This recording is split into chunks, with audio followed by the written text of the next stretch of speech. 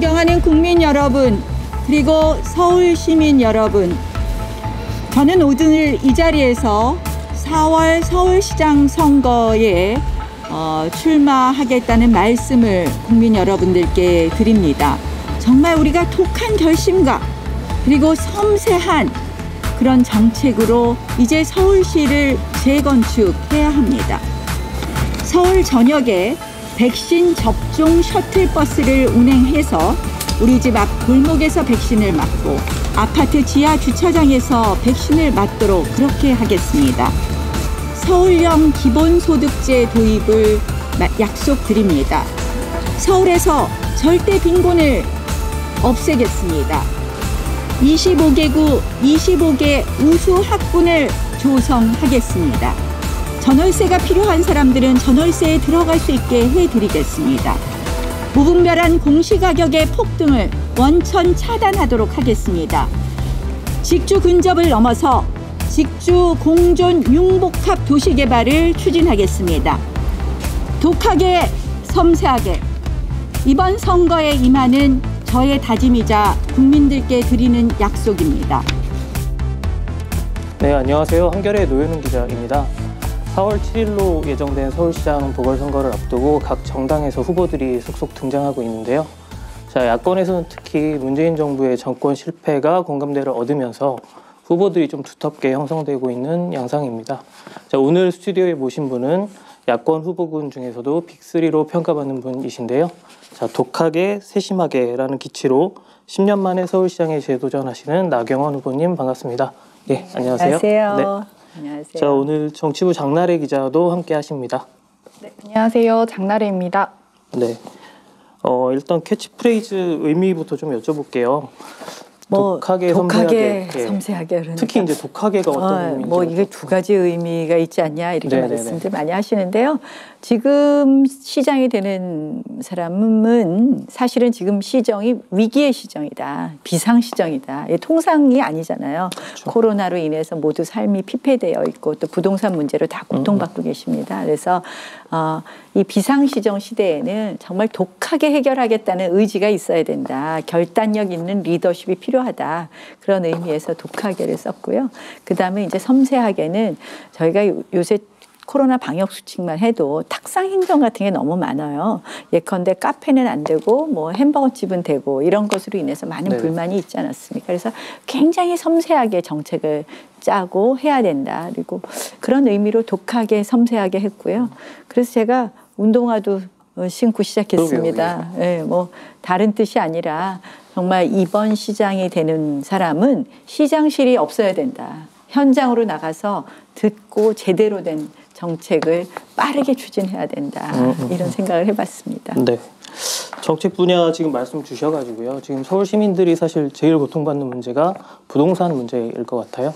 아직 부동산 공약은 발표를 아직 안 하셨는데, 그러니까 아무래도 재건축 재개발 규제 완화 이쪽에 방점이 좀 찍히는 건가요? 네, 그렇습니다. 예, 뭐 이제 결국은 시민들이 마음대로 부동산 문제를 할 수 없다는 게 지금 문제예요. 그렇죠. 그러니까 뭐냐면 사고 싶은 사람은 집을 살 수 없도록 꽁꽁 묶어놓고 팔고 싶은 사람은 또 팔 수 없고요. 또 집을 짓고 싶은 사람은 지을 수 없습니다. 네. 각종 규제로.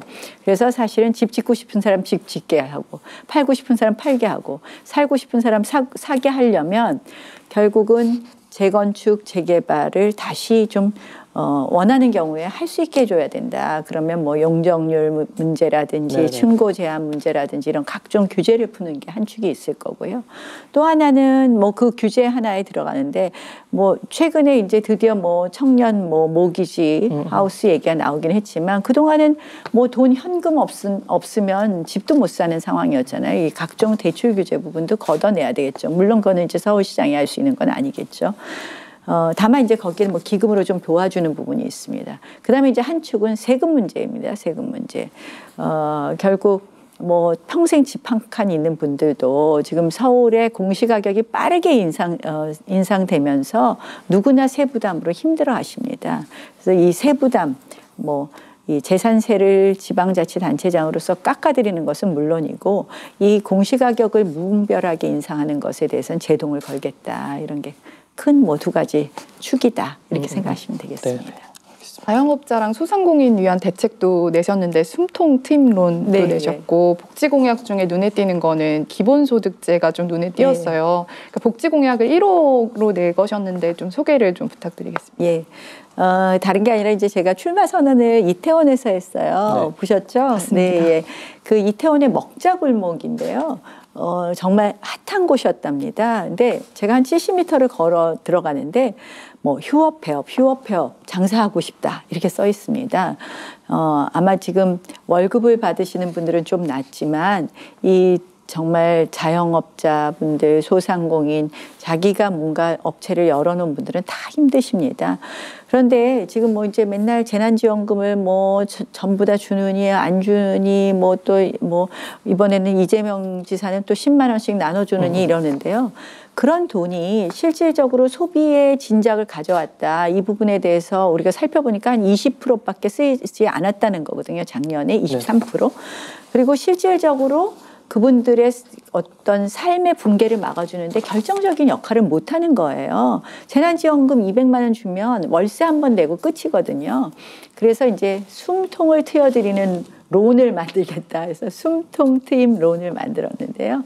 핵심은 6조 기금을 만들어서 그걸 서울신용보증기금에 집어넣으면 90조까지 대출이 가능합니다. 그래서 소상공인, 자영업자, 프리랜서, 예술인 뭐 이런 분들 쭉 해보면 특고 근로자까지 하면 한 120만 명이 되는데 그분들이 대상이고요.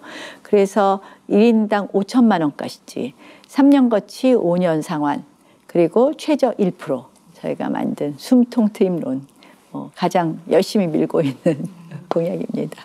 근데 원내대표 때 얘기를 또 안 여쭤볼 수가 없을 것 같은데 그 당시에는 좀 현금성으로 복지 공약을 내거는 건 좀 많이 반대를 하셨었잖아요. 네, 예. 뭐 제가 기억나는 건 실업부조를 뭐 저소득층 이제 구직자에게 50만 원 주는 그 부분을 좀 반대하셨었는데 그때는 이제 현금 살포다 이런 얘기를 좀 하셨었는데 지금 상황이 조금 안 좋은 게 반영이 돼서 좀 의견이 바뀌신 건지. 숨통트임론은 뭐 그런 것과 기조는 유지하는 것이고요. 네네. 아마 이제 서울형 기본소득 네, 말씀하신 것 같은데 서울형 기본소득은 사실 그 최저 생계비도 안 되는 계층들 그러니까 한 46만 명 정도 됩니다. 해당하는 분들께 최저 생계비는 유지하게끔 하겠다. 그래서 절대 빈곤을 탈출하겠다. 이런 공약입니다. 그래서 이제 기본소득의 정의에 대해서 아직 논란이 있는데 그래서 서울형 기본소득은 서울에서 절대 빈곤은 사라지게 하겠다는 입장이고요. 우리 장 기자님께서 지적하신 것처럼 이렇게 전부 뭐 살포하는 것에 대해서는 제가 좀 부정적인 입장을 아직도 가지고 있고요. 그 이유는 딱 한 가지입니다. 더 어려운 분들께 더 많이 드리고 싶습니다. 우리가 똑같이 나누는 거 말은 되게 좋지만 사실은 지금 뭐 국세청과 우리가 공조를 한다든지 국세청 또는 뭐 건강보험공단과 자료를 공조하면 충분히 우리가 소득 수준에 따라서 다르게 드릴 수 있거든요. 그래서 우리가 뭐 돈은 한정되어 있는 거고 그러면 그것을 더 어려운 분들께 더 많이 드리는 방법으로 생각해야 되는 거 아닌가 이런 생각입니다. 네, 그 재원 마련 부분도 좀 궁금한데 네. 사실 그 전에도 재원 마련 부분을 지적을 많이 하신 적이 있어서 그 기본소득 같은 경우는 어떻게 재원 마련하실지도 좀. 그러니까 저희가 계산해 보니까 한 7천억 정도가 되고요. 그 부분은 충분히 재원 마련이 가능합니다. 서울이 실질적으로 지금 불효불급한 예산들 걷어내고 뭐 순세계 잉여금 같은 거 집어넣고 하면 굳이 지방채 발행 안 해도 되고요. 서울은 사실은 아까 이제 부동산 가격 인상 말씀드렸는데 세수가 엄청 늘어나고 있어요. 그래서 저는 이제 물론 다음에 제가 서울시장이 된다면 재산세를 대폭 깎아 드릴 텐데 올해 벌써 세수 증가가 예상이 되기 때문에 충분히 재원 마련이 가능하다고 봅니다. 그 이번 보궐선거가 가지는 의미 좀 여쭤볼게요. 야권에서 특히 이제 보궐선거가 가지는 의미가 굉장히 큰데요. 도전하시는 각오 한 말씀 여쭤보고 싶네요. 뭐 이번 보궐선거는 어찌되었건 전 시장에 성 관련된 성추행 관련된 것으로 시작된 선거입니다. 이 문제를 어떻게 해결할 것이냐 뭐 여러 가지 해법이 있을 겁니다. 사실은 전 시장님의 이 여성 인권 관련된 이 그러니까 정책을 보니까 굉장히 좋은 정책을 많이 하셨더라고요. 그런데 이제 안타깝게 이런 일이 있었거든요. 저는 그것을 어떻게 보면 아주 적극적이고 상징적으로 해결하는 것이 바로 여성시장을 선출하는 것이다. 그런 의미에서 제가 어떻게 보면은 좀 서울의 새로운 역사를 만들어가는데 가장 적임자 아닌가 이런 생각을 하고요. 도시가 발전하는 데 있어서는 사실은 뭐 이 전 시장님의 뭐 좋은 점은 계승해야 될 것이고 잘못된 점은 좀 고쳐가야 될 텐데 그동안 이 도시 철학이 조금은 좀 구시대적인 도시 철학 아니었나 합니다. 그러니까 많은 분들은 더 좋은 환경에서 살고 싶어 하는데 그런 부분에 대한 어떤 욕구를 반하는 정책, 예컨대 이제 도시재생 같은 것이 실질적으로 삶의 질의 개선에 도움되지 않았던 부분도 있습니다. 그래서 그런 것도 고쳐야 될 것 같고요. 그다음에 이제 아까 뭐 초반에 말씀드린 것처럼 정말 어려운 시기 아닙니까? 네. 그래서 제일 먼저 해야 될 것은 아마 이제 2월 말쯤부터 백신이 들어온다고 하는데 백신을 접종하는 거는 지방자치단체장이 신경을 많이 써야 되는 부분입니다. 그래서 백신이 정말 빠르고 공정하고 정의롭게 접종이 될 수 있도록 그런 부분도 뭐 정말 우리 아파트에서도 백신을 맞을 수 있도록 하는 그런 제가 백신 셔틀버스 이야기도 했는데요. 그런 이슈부터 챙겨서 코로나로 고통받는 자영업자분들을 해결해드리고 또 우리 교육이나 보육으로 너무 힘드시잖아요. 부모님들이 뭐 아이들 학교 안 가니까 이 아이들 케어하느냐고 너무 고생하시는데 이 코로나로 인한 보육과 교육의 붕괴 부분도 빠르게 살펴봐야 될 것 같습니다. 그래서 제가 그런 얘기했어요. 저 출마 선언하면서 저 산책하고 차 마시고 친구 만나는 그런 일상으로 빨리 회복해드리겠다. 그렇게 하겠습니다. 이 경선의 의미가 좀 남다르긴 한데 사실 뭐 과정이 조금 어려운 상황인 것 같긴 해요. 그러니까 당내 경선 치르셔야 되고 지금 어쨌든 단일화도 거치셔야 되고 또 네. 본선까지 있어서 이게 어떻게 보면 뭐 좀 죄송한 말씀이지만 당내 경선에서 패배하게 되면 이게 그냥 야구로 치면 코리안 시리즈에서 패배한 게 아니라 준 플레이오프 탈락 비슷하게 되잖아요. 그런 부분에 혹시 부담감 같은 건 없으신가요?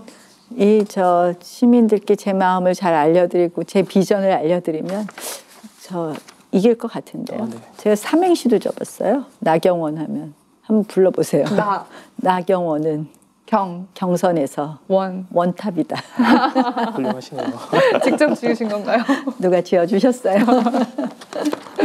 안철수 대표가 최근에 오픈형 원샷 경선을 제안을 했었잖아요.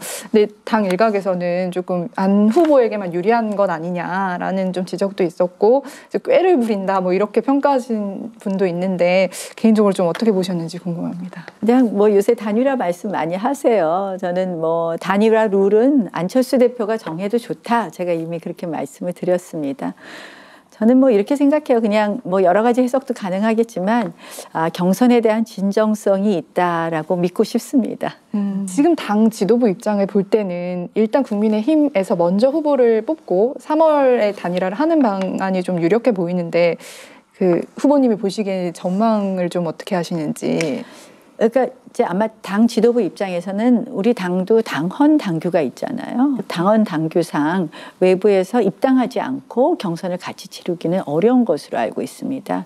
그래도 당의 어떤 헌법을 지킬 수밖에 없기 때문에 그런 입장 아니신가 이렇게 생각을 합니다.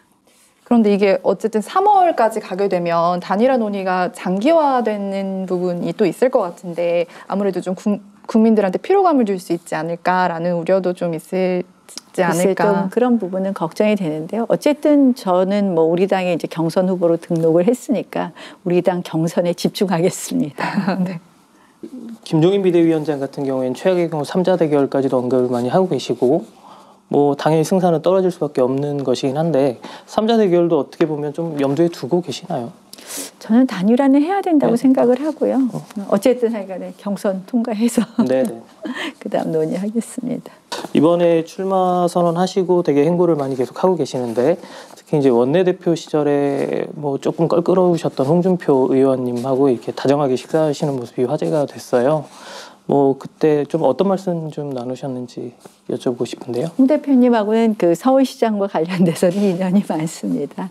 뭐 제가 2011년 우리 다 기억하시겠지만 오세훈 시장이 사퇴를 하셨고 또 안철수 대표께서 박원순 전 시장의 손을 들어주시면서 박원순 전 시장이 5%짜리 후보에서 여론조사 45%짜리 후보로 정말 급등해버립니다. 뭐 최고가 커지셨죠.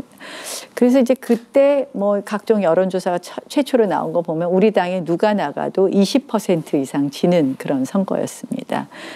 그래서 이제 아무도 안 나가시려고 했고 그때 이제 홍준표 대표께서 저를 보자 그러시더라고요. 그러더니 정말 이 선거를 할 수가 없다 이런 상황이라면 그러니까 그래도 제일 경쟁력 있는 그 당시 제가 최고위원이었는데요. 나경원 최고가 좀 나가달라.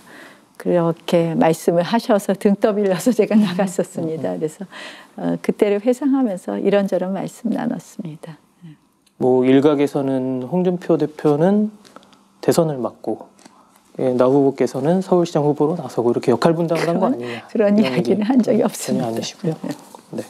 또 홍준표 의원님 이렇게 만나시고 이런 거랑 또 최근에 뭐 짜장면, 짬뽕, 뭐 짬짜면 이렇게 이념 논쟁에 약간 불을 붙이셨어요. 그래서 조금 우파 쪽으로 힘을 실으시는 거 아니냐, 무게중심으로 옮기는 거 아니냐 이런 얘기가 조금 있는데요. 뭐 그건 어떻게? 그냥 그거는 제 철학을 말씀드린 거였고요. 그냥 늘 하던 이야기였는데 갑자기 이게 무슨 논쟁이 돼서 저는 약간 납득이 안 되고요.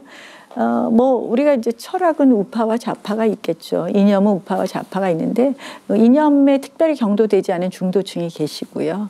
근데 서울시장의 자리는 그렇게 이념이 대립될 부분이 많지 않습니다. 뭐 우리나라에서 가장 이념이 대립되는 부분은 역시 남북관계고 대북 문제라고 생각을 하는데요. 그래서 서울시장의 대부분 정책은 이념에 특별히 좌지우지 안 되는 게 많고 특히 아주 생활 정치 같은 거는 생활 정책은 차이가 없을 거예요. 부동산 정책에서도 공급을 좀 확대해야 된다는 것에 우리는 방점을 두었고 그동안 정부는 부동산의 투기 수요 때문에 부동산 가격이 오른다는 입장이었잖아요. 그런 부분이 어떻게 보면 철학에서의 차이였거든요. 근데 정부도 여론에 이제 무릎 꿇고 공급을 확대하려고 하잖아요. 그러면 뭐 긴급재난지원금을 그냥 똑같이 나눠주는 게 맞느냐 아니면 더 어려운 분들께 더 많이 드리거나 또는 숨통트임론 같이 정말 실질적으로 도움을 주는 게 어떻겠냐 하는 것도 어떻게 보면 조금 그 철학에 기반한 정책이라고 볼 수 있습니다. 그래서 뭐 서울시장 자리가 이념 논쟁할 자리가 아니죠, 원래. 근데 이제 정치인의 메시지로서 봤을 때는 좀 좌우가 극단으로 가고 있는 상황이 좀 바람직하지 않다. 이런 이야기들이 좀 있잖아요. 그런 오해를 그럼요. 조금 당연히 저도 동의합니다. 예. 이제 뭐 이렇게 저는 극단으로 가는 것에 대해서는 동의하지 않고요. 그래서 그냥 철학 당연히 제가 우파 정당 출신인데 우파가 지지 그럼 좌파 정당 출신이 네. 아닌데. 네. 좀 발언을 좀 세게 하셨던 부분이 허황된 이미지다 중도는 이렇게 말씀을 하시고 중도인 척 안 하겠다 이렇게 좀 발언을 하셔서 그 발언 자체가 좀 논란이 됐었던 것 같은데 좀 이 발언이 안철수 대표나 뭐 오세훈 후보처럼 이렇게 중도 보수를 좀 지향하는 분들을 좀 겨냥한 게 아니었냐 이런 해석들도 좀 나오긴 했거든요. 아니 그렇게 생각하면 저는 뭐 그런 의도를 한 건 아닙니다. 그럼 당의 방향은 혹시 어떻게 보시는지가 그 좀 중도 외연 확장을 좀 비중을 저는 뭐 김종인 위원장님 잘 하고 계신다고 봅니다. 김종인 위원장님의 역할을 하고 계신다고 생각을 하고요.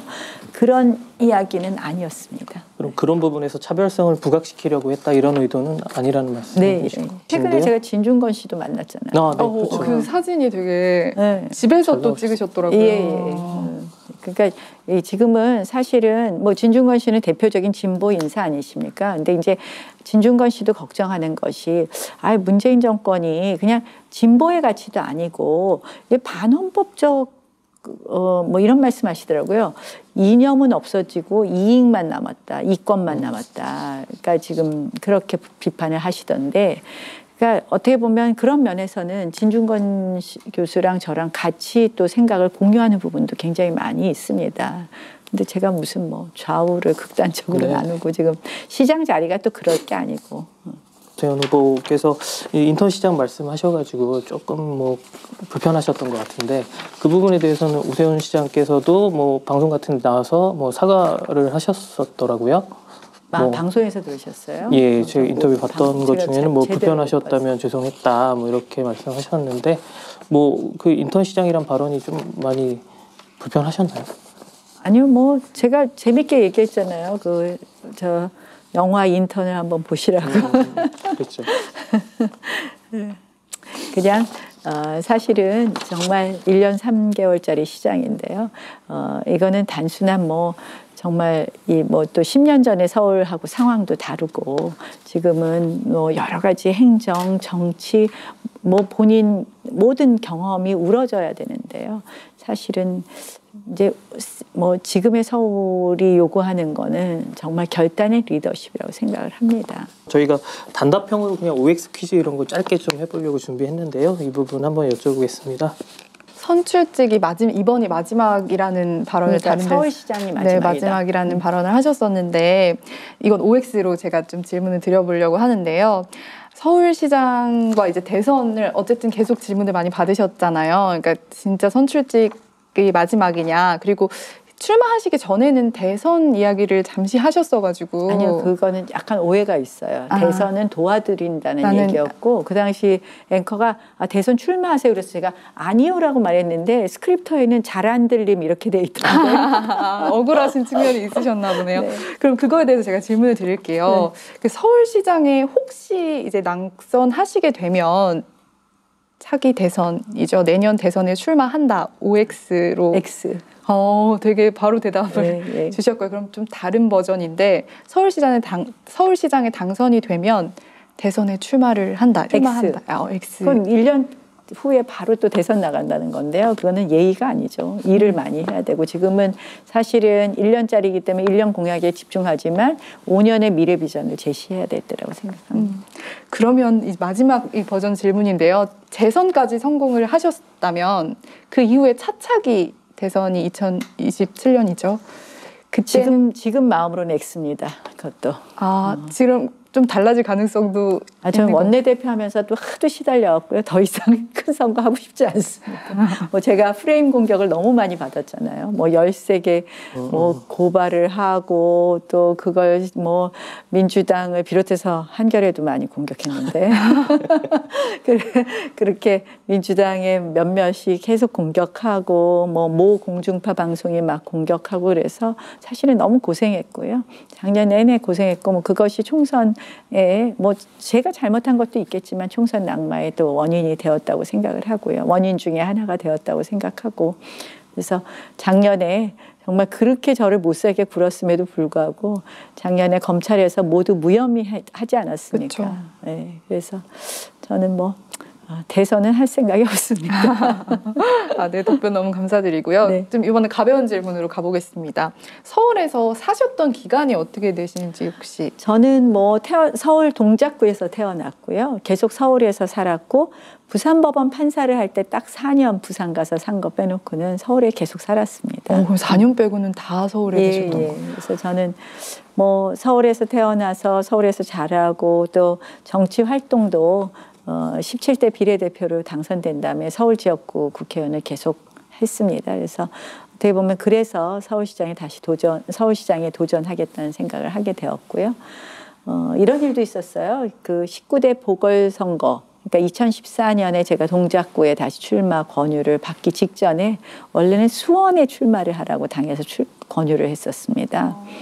그래서 당에서는 수원 출마 안 하면 공천을 안 주겠다. 앞으로 20대 공천도 안 주겠다 하면서 저를 약간 협박했어요. 왜냐하면 그 당시 이제 민주당의 손학규 의원님이 수원으로 나오시는 거였는데 그때 제가 단호하게 거절한 것이 서울시장을 그 당시 2011년에 나왔던 사람이고 나는 서울을 위해서 앞으로 일을 하고 싶다. 그래서 서울을 떠나지를 못하겠다 해서 단호하게 거절을 했었습니다. 그럼 4년 빼고 사셨으면 서울에서 사셨던 동네들도 많을 것 같은데 어디 있는지 혹시 좀 말씀해 주세요. 제가 이제 주로 동작구 노량진동에서 태어나서 그리고 용산, 마포 그리고 서초는 뭐 한 1년 살았어요. 그리고 용산, 마포에서 주로 살았습니다. 네. 그럼 혹시 중구에서 또 중구 국회의원 하면서 그러네요. 중구에서 또 살았고요. 네. 그럼 좀 가장 애착이 가는 곳이 있나요? 서울에서 좀 뭐 동네여도 좋고 공간이어도 좋고 좀 애착 가는 곳이 있다면? 너무 어려운 질문인데요. 곳곳에 숨어 있는. 저는 서울의 한강이 참 좋더라고요. 한강과 남산. 서울엔 역시 남산 산이 있고 강이 있어서 좋은 것 같습니다. 전임 시장에 하셨던 뭐 정책이 되게 많이 있잖아요. 뭐 그중에 하나만 딱 되돌릴 수 있다면 무엇을 되돌리고 싶은지 하나만 꼽아주세요. 도시재생입니다. 제가 최근에 창신동, 서계동 이런 데를 가봤습니다. 너무너무 안전이 걱정이 되더라고요. 사람이 같이 교행할 수 없는, 사람이 교행할 수 없는, 그러니까 어깨가 부딪혀야지 겨우 들어가는 좁은 골목 안에 몇십 가구가 있는 거예요. 화재로서는 완전히 무방비예요. 결국 또 정화조가 연결이 안 돼서 사실상 이 오물이 그냥 하수구로 버려지고 있었습니다. 이거 고쳐줘야 되지 않겠어요? 이 벽화는 돈 들여서 한 도시재생 사업의 가장 대표적인 상징물인 벽화는 이미 페인트질이 다 벗어져서 흉물이 되고 있습니다. 결국 시민을 원하는 재생이 아니었던 이 도시재생 사업은 반드시 폐기되어야 된다고 생각합니다. 네, 이번에 양자택일 문제인데요. 자, 안오나 안나오 둘 중에 어느 쪽이 좋으신가요? 나오 야칭을 아니죠. 네? 나오 아니죠. 당연히. 지금 이제 그 여론조사 결과 정당의 때문에 크기를 봐도 정당의 크기에 가서 들어가서 그다음 거기서 원래 국회는 선수예요. 전 4선 의원을 했습니다. 아, 그러네요. 나오 가나다 순으로 해도 맞고. 그러네요. 그렇죠. 앞으로 그렇게 불러주십시오. 자, 마지막으로 이제 앞으로 맞닥뜨려야 될 상대분들 좀 인물평 내지는 한 줄평을 좀 부탁드리고 싶은데요. 쉽지 않으실 수도 있지만 자, 오세훈 후보 어떻게 평가하실까요? 뭐 부드러운 이미지가 강점입니다. 뭐 비교 우위도 하나씩 또 부탁드릴게요. 그것도 너무 막 그럼 디스하는 거 같잖아요. 네. 좋은 얘기만 하고 갈게요. 알겠습니다. 안철수 대표. 뭐 최근에 코로나 이렇게 봉사하시고 그런 모습이 참 보기 좋았던 것 같습니다. 박영선 전 장관. 이 뭐 항상 그러니까 아주 열정적인 모습. 서울시장 수도에 살고 있는 우리 시민 1,000만 명의 삶을 깊숙이 관여할 수 있는 참 중요한 일꾼입니다. 그리고 또 이제 정치, 사회, 경제, 문화 거의 모든 면에서의 종합 행정을 펼쳐야 하는 자리인데요. 그 중요한 서울시장 뽑는 시장 선거가 얼마 앞으로 이제 다가왔습니다. 저희 한겨레도 앞으로 이제 시민들의 뜻을 후보님들께 잘 전달할 수 있도록 노력하도록 하겠습니다. 자, 오늘 나경원 후보님 감사합니다.